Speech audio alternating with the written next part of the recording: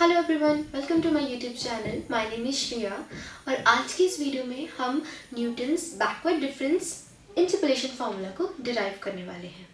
अगर आपने मेरी पिछली वीडियो नहीं देखी जो मैंने फॉरवर्ड डिफरेंस पर बनाई थी तो आप पहले वो वीडियो ज़रूर देखें बिकॉज ये डेरिवेशन उस डेरिवेशन से काफ़ी लिंक्ड है।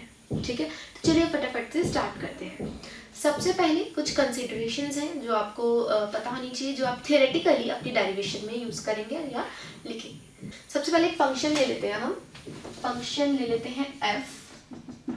उस फंक्शन को आपने डिफाइन करना है। अब देखिए ये जो फंक्शन f है ना, ये टैबुलेट होगा। मान लीजिए कुछ पॉइंट है, हम इसको टैबुलेट कर देते हैं n+1 तक। ठीक है, इतनी वैल्यूज होंगी इसकी। ठीक है, अब इसके कोई इक्विडिस्टेंट पॉइंट भी होंगे। ठीक है, तो वो इक्विडिस्टेंट पॉइंट हम ले लेते हैं। मान लीजिए ये ले लेते हैं x0, x1, x2 so up to. ठीक है, अब इनके बीच में जो स्पेसिंग होगी वो भी इक्विडिस्टेंस है तो स्पेसिंग तो सेम ही रहेगी। तो मैं इन्हीं की स्पेसिंग ले लेती हूँ h। ठीक है, ये इनका डिफरेंस होगा h का। अब कुछ ऑल्टरनेट, इस फंक्शन के कुछ ऑल्टरनेट पॉइंट्स भी तो होंगे, तो हम उसके ऑल्टरनेट पॉइंट्स ले लेते हैं। मान लीजिए y0, y1, y2 so up to, इस तरह से हम इसके ऑल्टरनेट पॉइंट्स ले लेते हैं। ठीक है, तो ये सारी कंसिडरेशन थी कि ये फंक्शन है, फिर n+1 तक ये टैबुलेट होगा, ये इक्विडिस्टेंस पॉइंट होंगे, इनकी स्पेसिंग होगी और इनकी ये जो कॉरस्पॉन्डिंग वैल्यूज आएंगी ये मेरे पास y0, y1, y2। अब नेक्स्ट स्टेप क्या होगा ना, मैं एक फंक्शन इंट्रोड्यूस करती हूँ phi of x, phi and x। ये एक पॉलिनोमियल है। पॉलिनोमियल इस तरह से है कि इस जो टैबुलेटेड वैल्यूज होंगी, कहीं ना कहीं एक ऐसा पॉइंट आएगा जहां पर, अच्छा सच ये बता दूं कि जो इसकी डिग्री है वो n होगी, n डिग्री। ठीक है, अब हमें क्या करना है, कुछ ऐसा जिससे जो f ऑफ x है ना हमारा, वो phi ऑफ x के इक्वल आ जाए। ठीक है, सिमिलर आ जाए। ठीक है, और phi एंड xi, तो मैं इसको ये ले लेती हूँ xi, तो ये किसके इक्वल आएगा, मान लो इसको हम y के इक्वल कर देते हैं। इसको हम i के इक्वल कर देते हैं for n is equals to 1, 2, 3 so on. तो ये जो दो इक्वेशंस आई है ना मेरे पास, ये है मेरे पास इंटरपोलेटरी कंडीशंस। अब इन्हीं दोनों इक्वेशंस के बेस पर मुझे पूरी की पूरी डेरिवेशन सॉल्व करनी है। इन दोनों के कि f of x is similar to phi n x and phi n x I is equals to phi of I and I की वैल्यू, सॉरी यहाँ n नहीं, यहाँ I आएगा, I की वैल्यू होगी 1, 2, 3 सो ऑन। ठीक है, यहाँ तक जो जितने भी स्टेप थे वो सारे सेम थे जो हमने फॉरवर्ड के लिए किए थे। अब जो मैं नेक्स्ट स्टेप करूँगी वो फॉरवर्ड से थोड़ा डिफरेंट होगा। क्या स्टेप था, जो मैंने कहा था कि जो phi nx है, अगर वो n डिग्री का है तो हम उसको किस तरह से लिख सकते थे, a0 plus a1 x minus x1 x minus x2 so up to a3 an तक जाते थे, है ना, ये लिखते थे। लेकिन अब बैकवर्ड में पता क्या होगा, फॉरवर्ड में होता था कि ऑल्टरनेट मतलब एग्जिट, जो उसके अगला टर्म कंसेक्टिव टर्म थी वो माइनस होती थी। लेकिन इसमें क्या होगा, बैकवर्ड है ना, तो लास्ट वाले से शुरू होगा, n माइनस करेंगे। पहले हम x1, x2, x3 माइनस करते थे, अब हम xn माइनस 1, xn मतलब पीछे से चलेंगे। अब हम पहले आगे से चलते थे, अब हम पीछे से चलेंगे। अब बस इतना सा ही फर्क है। ठीक है, तो देखते हैं क्या बनेगा। पहले तो a0 as it is plus a1 के x में से अब xn माइनस होगा, पहले x1 माइनस होता था। ठीक है, अब a2 वाले में से कौन माइनस होगा, x माइनस xn और x minus xn minus 1। a3 वाले में से कौन माइनस होगा, x माइनस xn सॉरी, और x minus xn minus 1, x minus xn minus 2। और इसी तरह से सिमिलर an में कौन माइनस होगा, x minus xn, x minus xn minus 1, x minus xn minus 2। ये तो चली जाएगा, x माइनस x1 तक ये चली जाएगा, लास्ट तक जाना होता ना हमें, तो ये टर्म पूरी की पूरी बच जाएगी। ठीक है, अब हम ये जो इक्वेशंस थी हमारे पास इंटरपोलेटरी, ये वाली, ये हम जरा इस पर अप्लाई कर देते हैं। इसको हम थर्ड इक्वेशन नाम दे देते हैं। इस पर अप्लाई करेंगे तो सबसे पहले लिखते हैं phi n, xi की जगह मैं लेती हूँ xn ले लेती हूँ। ठीक है, तो ये किसके इक्वल होगा, yn के। ठीक है, दूसरी कंडीशन क्या बनेगी अब यहीं से, नेक्स्ट आगे टर्म बनेगी phi of n x n minus one, वो किसके इक्वल हो जाएगा वाई एन माइनस वन के। Phi of n x n minus two वो किसके इक्वल हो जाएगा वाई एन माइनस टू के। इसी तरह से ये चली जाएगा। ठीक है, अब जरा ये देख लेते हैं कि वाई एन की वैल्यू क्या आएगी। वाई एन तो ये पहली टर्म ही आ जाएगी, तो यहाँ से वाई एन जो है वो ए नॉट के इक्वल आ जाएगा। ठीक है, अब देखना ये वाली टर्म जो है इसको निकालें तो पहली और ये इतनी बनेगी, तो यहाँ पर वैल्यू करो a not plus a one. अब यहाँ पर x की जगह क्या आएगा एक्स एन आएगा, सॉरी एक्स एन नहीं एक्स एन माइनस वन आएगा, x n minus one minus x n. ये पूरी की टर्म किसके इक्वल होगी इसके, तो ये बन गया वाई एन माइनस वन। ठीक है, और यहाँ पर मुझे पता है ए नॉट की वैल्यू वाई एन थी, मैं यहाँ पुट कर देती हूँ, तो ये बन गया a one is equals to a one x n minus one minus x n is equals to y n minus one. यहाँ प्लस हो रहा था वहाँ के माइनस हो जाएगा, ए नॉट की जगह मैं वाई एन लिख दूंगी। यहाँ से ए वन मेरे पास आ जाएगा y n minus one minus y n by x n minus one minus x n, ये बन जाएगा। ठीक है, और हमें पता है ये तो हाइट ही होती है एन माइनस वन और एन, है ना। एक्स वाले हमारे पास इक्वल डिस्टेंस ले रहे हैं ना, एक्स हमने स्टार्टिंग में बताया था, तो यहाँ तो मैं नीचे एच लिख देती हूँ, तो ये मेरे पास आ गई ए वन की वैल्यू। चलो इसी तरह से हम ए टू भी कैलकुलेट कर लेते हैं।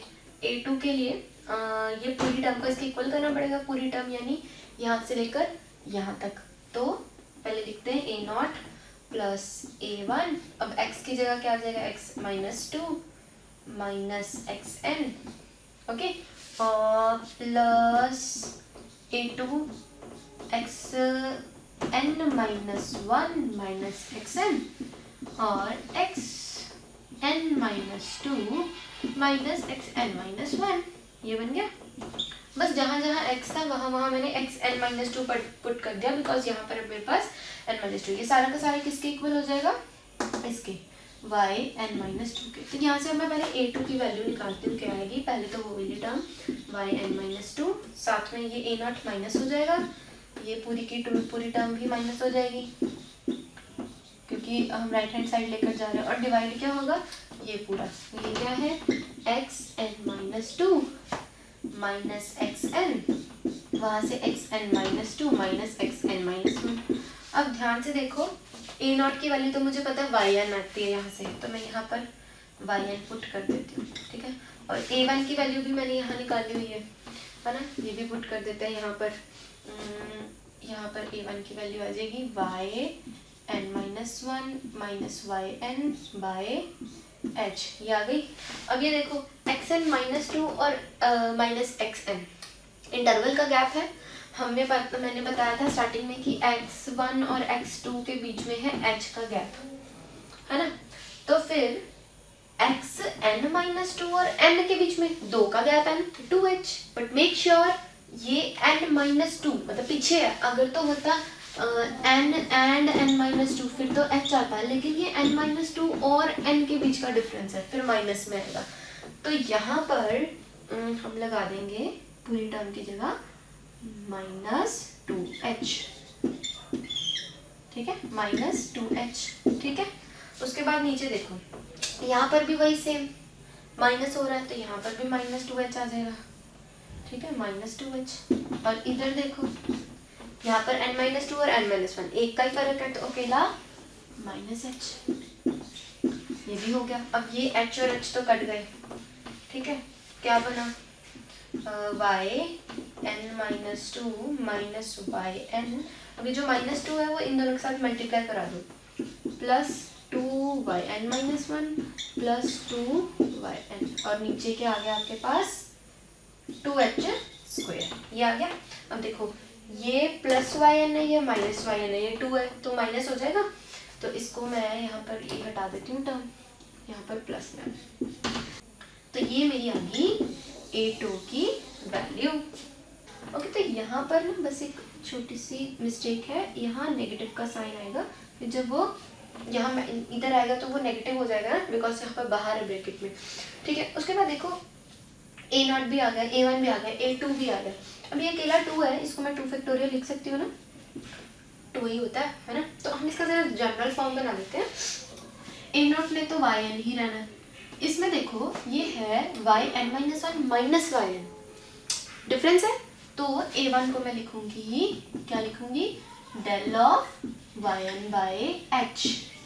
अब कुछ नहीं है साथ में, तो 1 फैक्टोरियल। अब ये 1 फैक्टोरियल क्यों आया है, बिकॉज जब जनरलाइज फॉर्म बनाने हैं ना तो उसमें ये हमें जनरलाइज फॉर्म में ये इसकी ज़रूरत है, ठीक है। अब इसमें देखो ये बनेगा हमारे पास डेल स्क्वायर, स्क्वायर हो गया ना, a square plus b square minus 2, तो ये स्क्वायर हो जाएगा। तो del square y n by 2 factorial h square. Okay, ये बन गया। अब इसी तरह से देखना A1 और A2 आ गया। अब AN भी खुद से बना लेते हैं। तो AN क्या बनेगा, सभी देखो जो जो कॉमन है पहले वो लिख दो। डेल की पावर बढ़ रही है तो पहले तो डेल की पावर n आ जाएगा। y सब में सेम है y n। देखो 1 फैक्टोरियल 2 फैक्टोरियल, यहाँ क्या हो जाएगा n फैक्टोरियल। उसके अलावा h की पावर बढ़ रही है तो यहाँ आ जाएगा hn। तो ये मेरे पास आ गई an की वैल्यू, ठीक है। अब कुछ नहीं करना, ये और ये और ये उठा के मुझे इसमें पुट कर देना है, ठीक है। किसमें, फाई ऑफ nx, जो मैंने वैल्यू निकाली थी। देखो ए नॉट की जगह मैं वाई एन पुट करूंगी, ठीक है। यहाँ पर कर दो वाई एन। A1 की जगह मैं क्या पुट करूंगी, डेल वाई एन वाली वैल्यू। तो A1 की जगह आ जाएगा del y n by h, ये आ गया। उसके बाद देखो A2 की जगह मैं क्या पुट करूंगी, ये डेल स्क्वायर वाला। A2 की जगह भी कर दो del square by n by h, h के साथ स्क्वायर भी आएगा, ये ध्यान रखना। 2 factorial h square, 2 factorial h square, ठीक है। अब A3 की जगह मैं क्या करूँगी, A3 की जगह आ जाएगा del cube by n by 3 factorial, साथ में क्या आएगा एच क्यूब, ठीक है। उस तरह से an की जगह मैं क्या लिखूंगी, an की जगह ये कैलकुलेट किया था मैंने, del n by n by n factorial h की पावर n, जहाँ वैल्यू बढ़ रही है वहाँ n आ जाएगा, ठीक है। यहाँ तक समझ लग गया आपको। अब हम क्या करेंगे ना, ये जो xn माइनस 1, अब इनकी वैल्यूज कैलकुलेट करनी है, क्योंकि ऐसे तो हम छोड़ नहीं सकते ना xn में, हाँ। तो इसके लिए क्या करेंगे वो हमें पता है, जैसे हमने पिछले डेरिवेशन में किया था, सब्स्टिट्यूट p यूज़ किया था एक, उस तरह से इसमें भी करेंगे, ठीक है। तो मैं x को लेट कर देती हूँ xn प्लस ph। पिछली बार हमने x नॉट प्लस ph किया था, है ना। तो यहाँ से देखो क्या हुआ, यहाँ से x माइनस xn क्या आ जाएगा मेरे पास, ph, ये आ जाएगा। अब xn की जगह मैं एक एक करके वैल्यू, अब यहाँ x माइनस xn तो ph ही आ गया, यही आ गया। तो जहाँ जहाँ x माइनस xn है मैं वहाँ वहाँ ph कर देती हूँ। यहाँ है ph, तो यहाँ भी है ph, और कहाँ, यहाँ है ph, और कहाँ है, यहाँ ph, ठीक है। चलो उसके बाद है मेरे पास ये x माइनस xn माइनस 1, इसके लिए क्या होगा भी, x माइनस xn माइनस 1 के लिए इसको हम लिख सकते हैं इस तरह से, xn माइनस बनाना ना, तो अगर मैं xn में से h पता ना गैप, तो अगर तो एक में से h माइनस करूँगी तो पिछली टर्म आ जाएगी, जैसे xn में से h माइनस करूँगी तो पिछली टर्म आ जाएगी, ठीक है। तो ये क्या बन गया x and xn minus h, मैंने अभी यहाँ पर क्या लिया था, ये देखो ph लिया था, ठीक है। तो इसको खोल दो जरा, xn minus minus plus h। अब ये देखो ये क्या बन रहा है, x माइनस xn, ये बन रहा है। तो यहाँ पर क्या आ जाएगा ph प्लस h, ph आ जाएगा ना, ये ph है, तो यहाँ से h कॉमन ले लो, ये बन गया p प्लस 1 h। मतलब जहाँ जहाँ अब ये वाली टर्म है वहाँ वहाँ p प्लस 1 h कर दो। यहाँ पर है, यहाँ पर कर दो p प्लस 1 h, और कहाँ है, यहाँ पर है, यहाँ भी कर दो p प्लस 1 h, ठीक है। और कहाँ है, यहाँ भी है, यहाँ भी कर दो p प्लस 1 h, ये आ गया। अब इसी तरह से एक और चीज़ कैलकुलेट करनी है, कौन सी, ये नेक्स्ट वाली टर्म, ये है मेरे पास x माइनस xn माइनस 2। इसको क्या मैं लिखूंगी, इसको लिखूंगी x minus xn minus 2h। तो ये 2 का गैप आ गया तो 2h लिखूंगी। तो ये बन जाएगा मेरे पास x minus x n plus 2h। तो x माइनस एक्स एन क्या है, pH, यानी pH प्लस 2h। यहाँ से h कॉमन लिया तो ये बन गया p प्लस 2h। अब जहाँ जहाँ ये है वहाँ वहाँ p प्लस 2h कर दो। कहाँ है ये, एक यहाँ पर है तो यहाँ कर दो p प्लस 2h, और कहाँ है, यहाँ पर भी है p प्लस 2h। इसी तरह से आप 3 4 5 6 सबके लिए निकाल लेते हैं। अब हम n वाले के लिए निकाल लेते हैं, क्या होगा वो लास्ट वाला टर्म हमारा। अब नीचे जा रहा है ना, पहले हमारा n माइनस 1 के लिए था, फिर 2 के लिए, अब हम और नीचे आ जाएंगे तो वो बन जाएगा x माइनस एक्स 1 के लिए, 1 तक जाना ना। अब ध्यान से देखो n माइनस 1 और 2 के लिए ये p प्लस 1h था, मतलब जितना यहाँ है उतना ही वहाँ है। अब इसके लिए क्या होगा, ये 1 था, ये 2 था, फिर 3 आएगा, फिर 4, so on up to n minus 1 तक जाएगा। तो मैं इसको भी इस तरह से लिखते हैं p प्लस n माइनस 1 का फैक्टोरियल बाय h। बार क्यों आया, क्योंकि पिछली सारी टर्म्स इसमें कंसिडर होंगी। तो ये वैल्यू मैं सीधा उठा के यहाँ पर पुट कर देती हूँ। सो ऑन अप टू कहाँ तक जाएगा, x minus x 1 by, sorry x minus x 1 तो ये लिखा ही था, p plus n minus 1 factorial by h। तो ये समझ आया आपको। अब अगला स्टेप क्या, अगला स्टेप बहुत सिंपल है, h की कटिंग करेंगे। देखो यहाँ पर एक h था, यहाँ एक h था, कटिंग हो जाएगी, खत्म, ठीक है। उसके बाद देखो यहाँ पर एक h है, यहाँ पर एक, 2h ऊपर है और नीचे क्या है h स्क्वायर, कटिंग हो जाएगी, कटिंग कर दो, ठीक है। उसके बाद देखो यहाँ पर 3h है, यहाँ पर भी 1 2 3h है, इसकी भी कटिंग हो जाएगी, मतलब h अब देखो एलिमिनेट हो रहा है। उसके बाद देखो यहाँ पर NH है और यहाँ पर भी n नंबर टाइम्स h आना है, तो ये भी खत्म हो जाएंगे, ठीक है।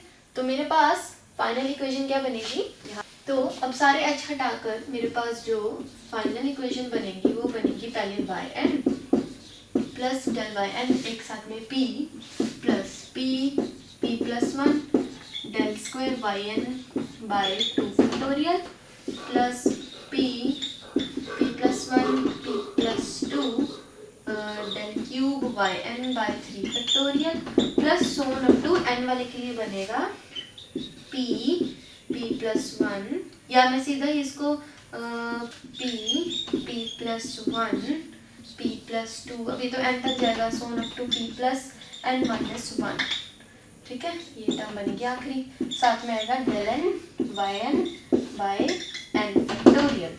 तो ये बन जाएगा मेरे पास फॉर्मूला। अब देखो स्टार्टिंग में मैंने एक इंटरपोलेशन सिचुएशन दी थी, कंडीशन थी कि f ऑफ x इस जगह पर फाई एन एक्स के इक्वल होगा। तो एक स्टेप और लिख सकते हैं हम यहाँ पर कि एफ एन एक्स की जगह यहाँ पर आ जाएगा f ऑफ x, ठीक है। तो ये मेरे पास फॉर्मूला बन जाएगा किसका, Newton backward difference interpolation formula, ठीक है। क्वेश्चंस आएंगे तो आपको बस p की वैल्यू निकालनी है, बाकी सब तो टेबल से निकल जाएगा और उसमें पुट कर देनी है, ठीक है। और इसमें मेन यही था कि जब हमने फॉरवर्ड मेथड किया था तो उसमें प्लस की जगह माइनस आ रहा था, यहाँ प्लस आ रहा है। दूसरी बात वहाँ यहाँ डेल वाई एन से वैल्यू कम हो रही है, देखो यहाँ n की बातें हो रही है बिकॉज बैकवर्ड है पीछे से।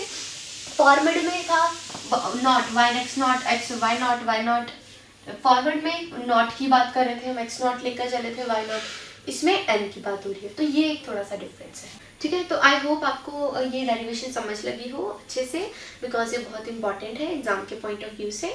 तो कोई भी आपको डाउट हो तो आप कमेंट्स में पूछ सकते हैं। Thank you, have a nice day, good bye.